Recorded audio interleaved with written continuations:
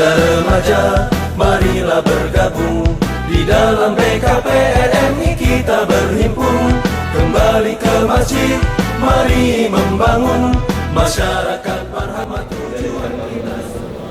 Kepada Ustaz Muhammad Maliki kami persilakan.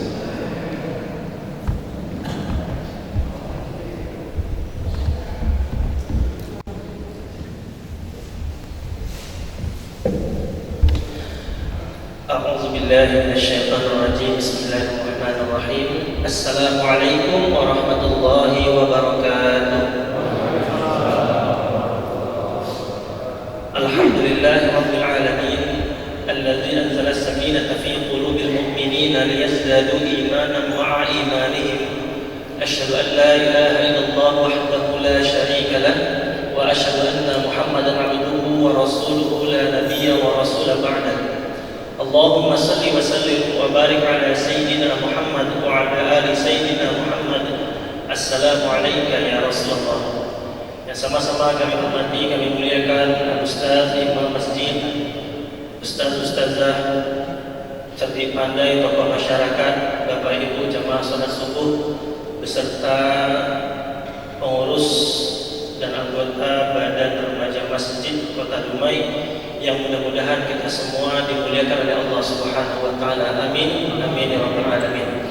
Alhamdulillah, tiada henti-hentinya kita bersyukur kepada Allah Subhanahu wa taala atas segala kenikmatan yang Allah berikan kepada kita, kenikmatan-kenikmatan yang tidak bisa kita hitung jumlahnya. Allah Subhanahu wa taala menyampaikan, a'udzubillahi minasyaitonir rajim, wa in ta'uddu ni'matallahi la tuhsuha. Jika kalian ingin menghitung-hitung nikmat yang telah Allah berikan, maka sungguh tidak akan pernah bisa. Maka bagi orang yang beriman kepada Allah dan Rasul-Nya, dia mesti harus menjalani kehidupan dengan semangat dan optimis. Orang yang beriman kepada Al-Quran dan hari akhir, maka tidak boleh di dalam hidupnya berkeluh kesah dan berputus asa dari rahmat Allah Subhanahu wa taala. Semestinya orang-orang yang beriman, dia tidak akan pernah terfikir untuk mengakhiri hidupnya dengan melakukan bunuh diri, sebab nikmat yang Allah berikan kepada dirinya jauh lebih banyak daripada ujian-ujian yang menimpa pada dirinya. Maka mari sama-sama kita melafazkan kalimat tahmid, alhamdulillahirabbil alamin. Salawat beserta salam kita hadiahkan ke Nabi besar kita Muhammad sallallahu alaihi wasallam dengan mengucapkan Allahumma shalli ala Sayyidina Muhammad wa ala ali Sayyidina Muhammad.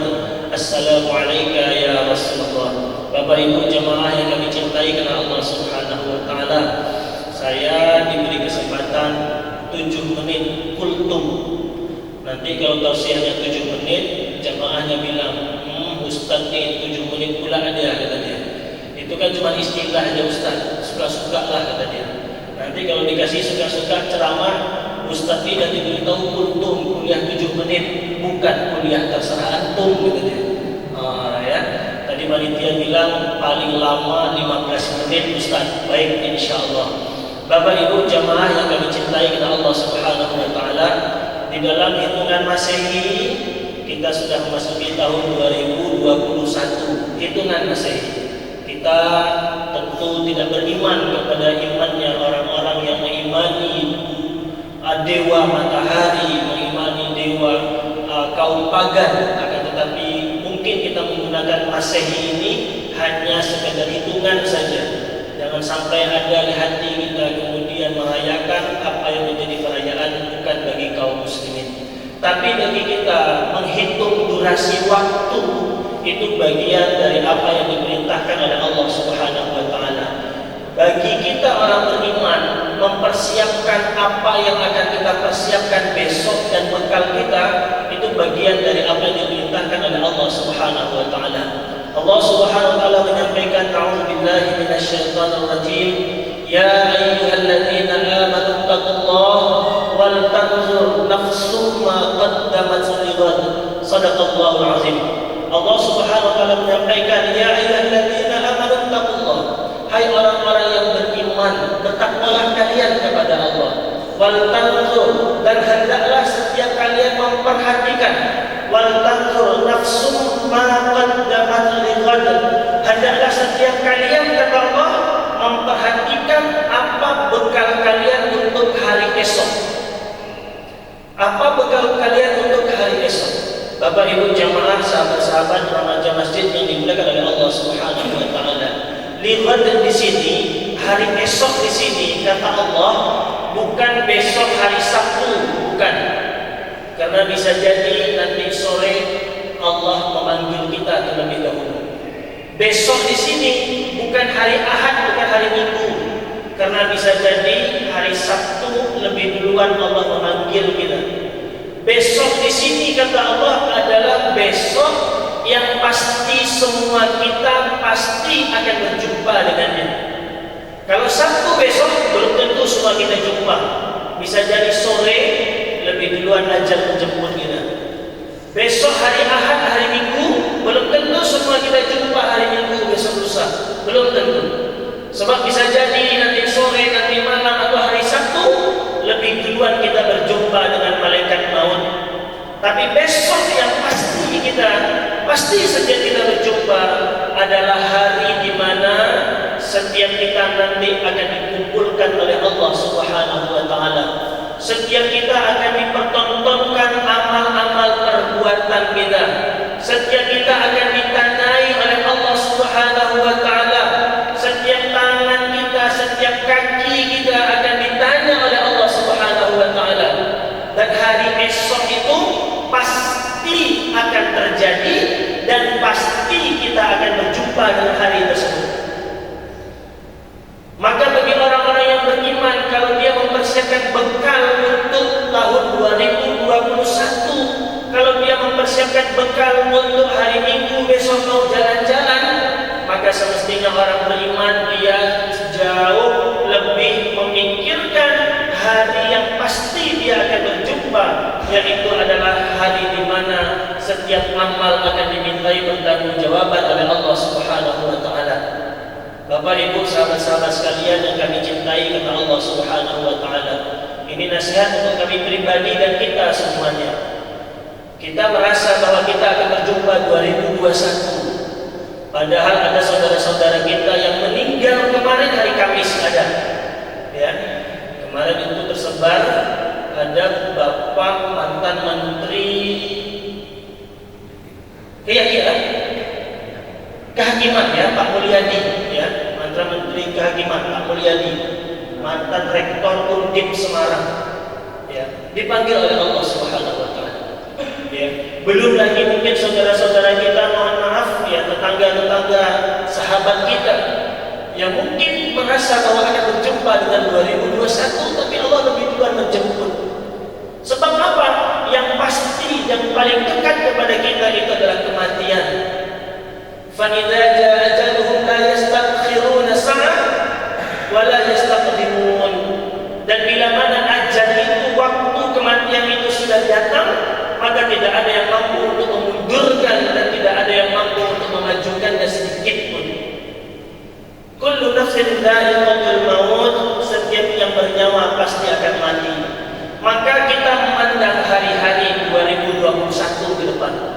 Jadi tema kita ini adalah memandang hari-hari ke depan. Yang pertama, memandang hari-hari ke depan. Orang-orang beriman memandang jauh ke depan. Orang-orang beriman memandang hari-hari esok jauh melampaui batas. Dan ini diajarkan oleh baginda Rasulullah. Dan ini langsung diajarkan oleh Allah Subhanahu wa taala. Maka orang-orang beriman itu kalau melihat sebuah kejadian, dia tidak cuma melihat kejadian saat itu saja, tapi dia mengaitkan jauh ke depan. Oh, ada kejadian, dia tidak akan menghukumi cuma kejadian itu saja, tapi dia mengaitkan nun jauh ke depan sana. Apakah kejadian ini akan mengantarkan dia kepada surga, atau kejadian ini mengantarkan dia kepada neraka-Nya Allah? Orang-orang beriman ketika dihadapkan pada pilihan, kebingungan, kebimbangan, kegalauan, dia tidak melihat kejadian itu hanya pada itu saja, tapi dia melihat kejadian ini harus disikapi oleh dirinya, akan membawa dirinya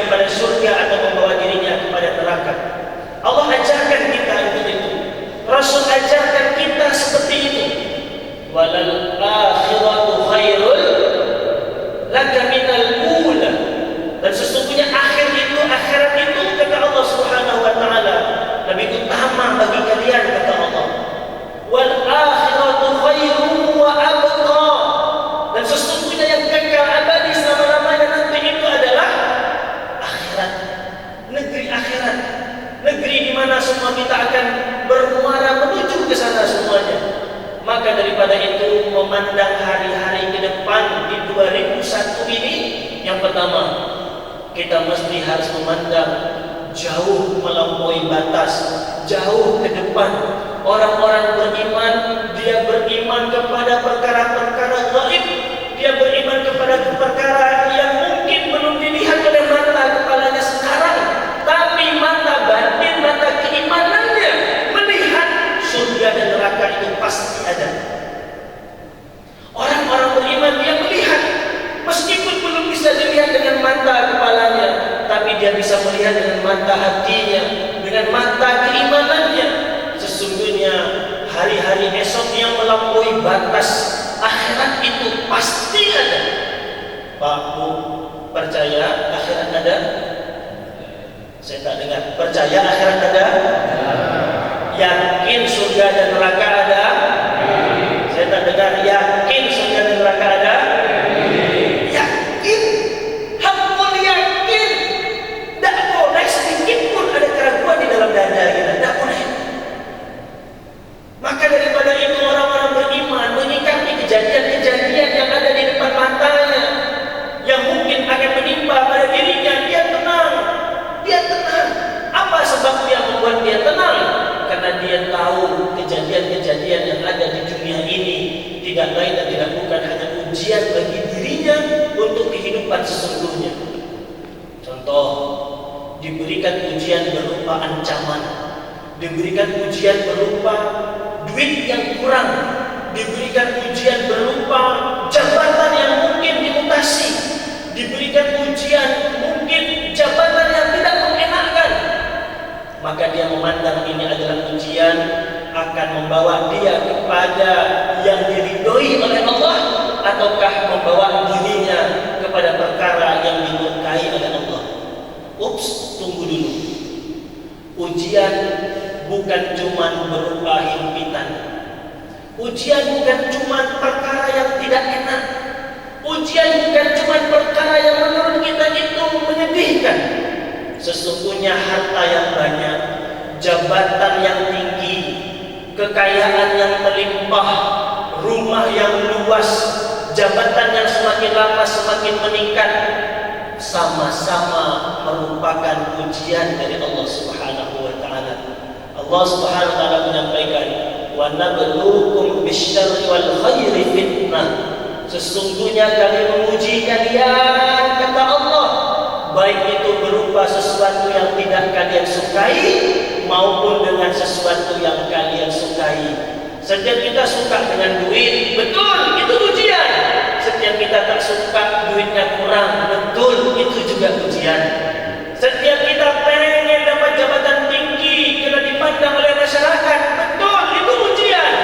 Setiap kita mungkin sedih kalau tidak dianggap oleh masyarakat sekitar kita, betul, itu juga sama-sama ujian.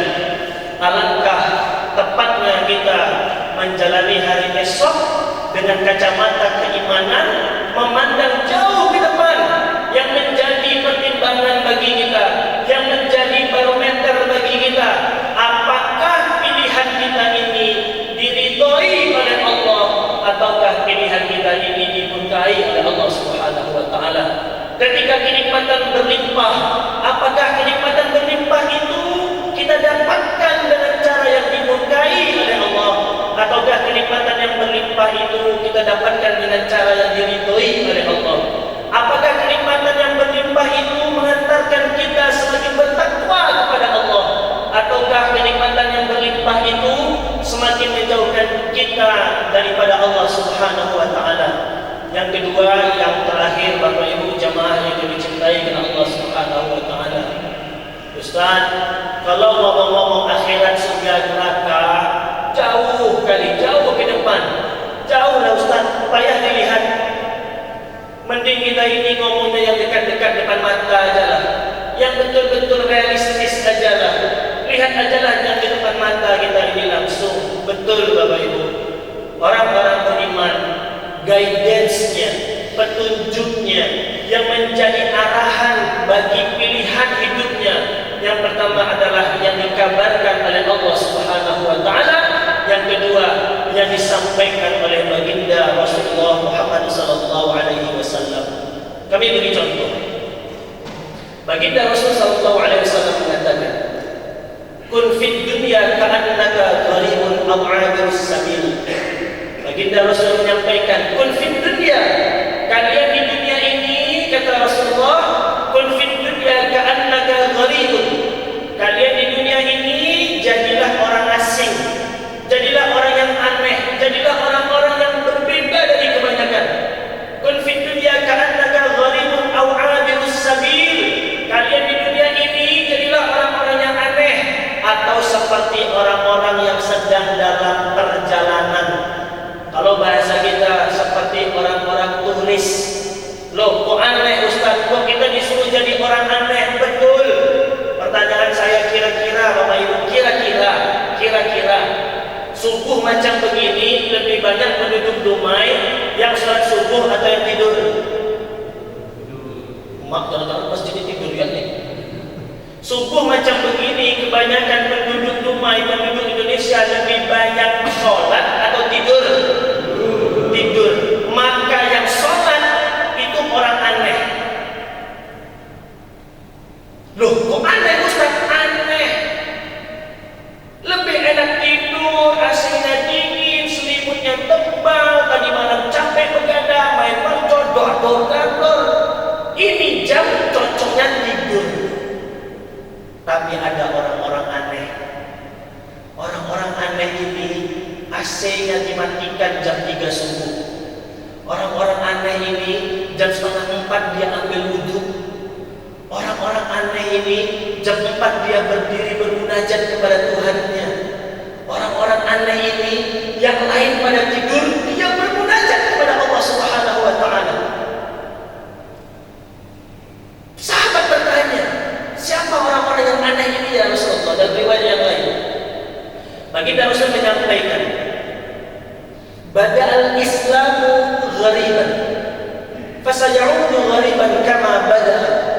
Islam itu datang pertama kali, orang yang menjalankan Islam dianggap aneh, dianggap asing.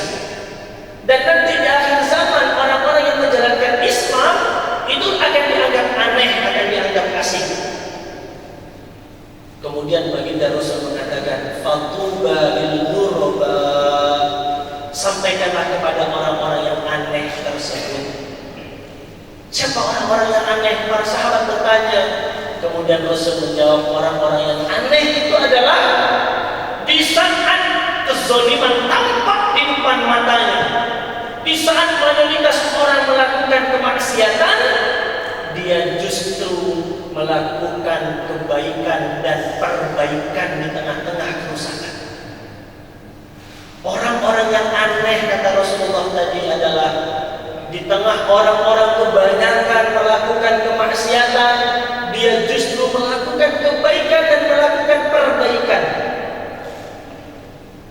Dan Rasul mengatakan, sampaikan kabar gembira kepada orang-orang yang aneh tersebut, kata Rasulullah. Jam 6:04, ada lewat 15 menit dah. Lanjut tutup. Ya panitia lanjut kan? Ya. Kalau ada yang ngamuk, panitia jauh lewat. Ya. Sedikit lagi Bapak Ibu sebagai penutup saja. Syuruknya berapa? 6.15, setengah jam lagi. Kalau mau nanti lanjut sampai nunggu syuruk boleh, lanjut tanya jawab atau diskusi. Katanya panitia menyiapkan sarapan. Iya. Untuk panitia aja atau untuk jamaah semua? Hah? Ya Pak ya? Awak disuruh duduk macam sini. Rumput ada sarapan untuk bapak-bapak. Ya, kamu jawab panitia. Ya. Bapak Ibu jamaah yang dicintai oleh Allah Subhanahu wa taala. Begitulah Allah dan Rasulullah mengajarkan kita untuk menjalani kehidupan ini, mumpung 2001 di awal 2021 awal ini, ke depan kita jangan salah memandang. Jangan salah memandang. Kalau dalam bahasa pemikiran Islam, Islamic worldview, ya, seseorang kalau dia salah pandang, dia nanti akan akan salah sikap. Seseorang kalau dia salah pandang, dia nanti salah sikap. Apa maksudnya Ustaz? Kalau dia memandang suatu perkara ini dengan pandangan yang tidak sesuai Al-Quran dan hadis, maka dia akan mencoba untuk memandang dengan pandangan selain Al-Quran dan hadis. Ini hati-hati. Contoh, ada orang Muslim, dia dihadapkan kepada pilihan, ini ngambil duit haram apa enggak ya? Ini ngambil duit haram apa enggak ya? Ini mau teken tanda tangan transaksi riba atau enggak ya? Tetangga dah ganti mobil, awak belum pula ganti-ganti mobil lagi. Istri dah bilang bang gantilah bang. Ya. Masa Suzuki Zebra lagi tadi. Orang dah kuda kita masih Zebra juga lagi tadi. Ya. Si istri mendesak-desak, suami disuruh tanda tangan untuk transaksi membeli mobil riba misalkan. Pilihannya dua. Apakah sang suami akan menandatangani perjanjian ribawi tersebut disebabkan dia malu dengan pandangan tetangga?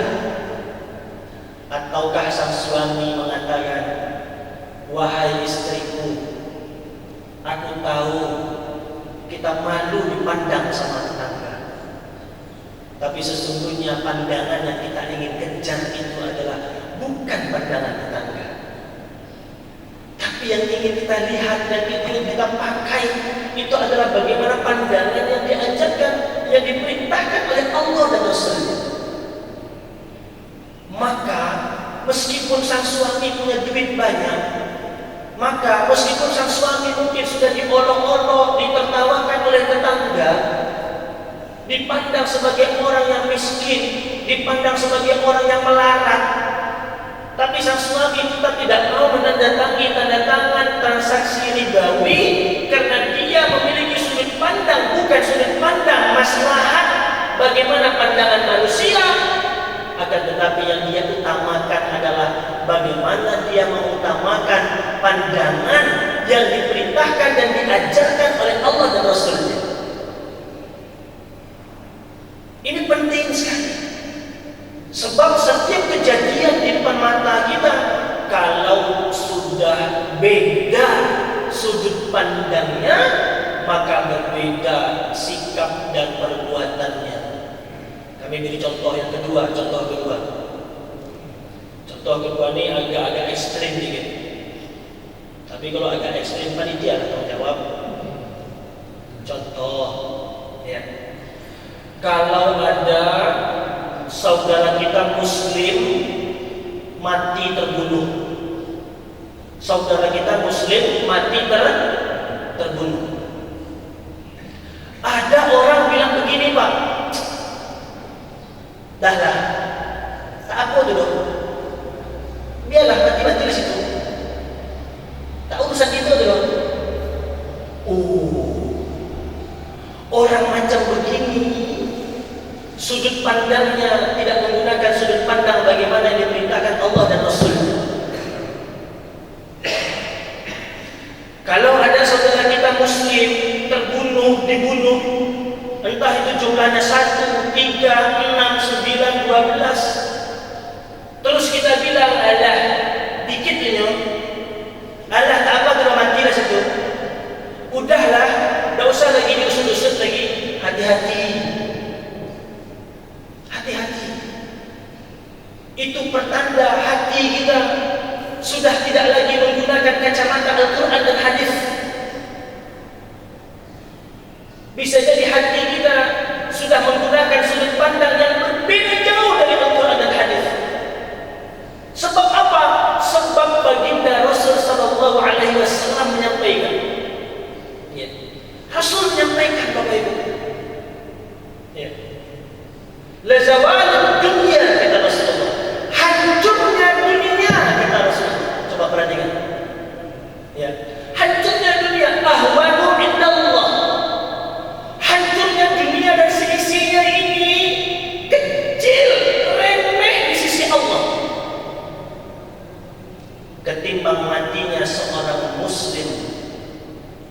ketimbang matinya seorang muslim yang dibunuh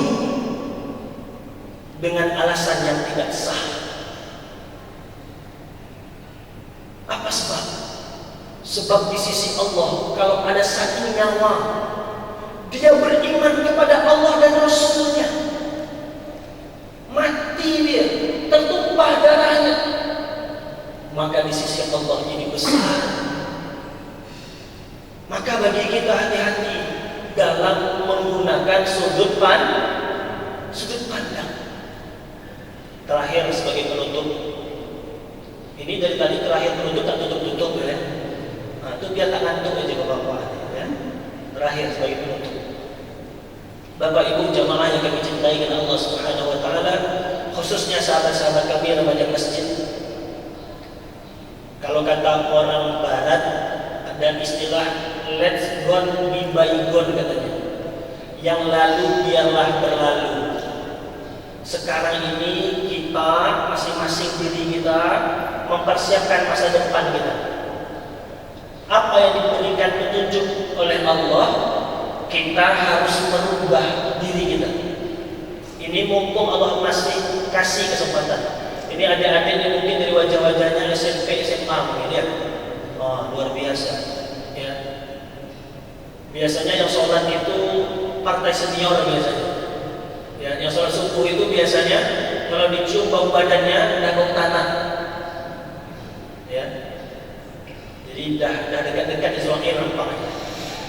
Tapi kalau ada anak SMP, anak SMA rajin subuh ke masjid, ini kita dukung Bapak Ibu. Ya. Ini luar biasa. Mari mulai sekarang kita rubah. Apa yang kita rubah? Kita rubah kebiasaan-kebiasaan kita. Untuk menapaki, untuk menjalani 2021 ini, yuk kita mulai berubah. Yang lalu-lalu, yang jelek-jelek kita tinggalkan. Yang lalu-lalu, yang buruk-buruk kita buang. Setuju? Saya tak dengar, setuju? Yang dulu jarang mengaji, sekarang semangat ngaji.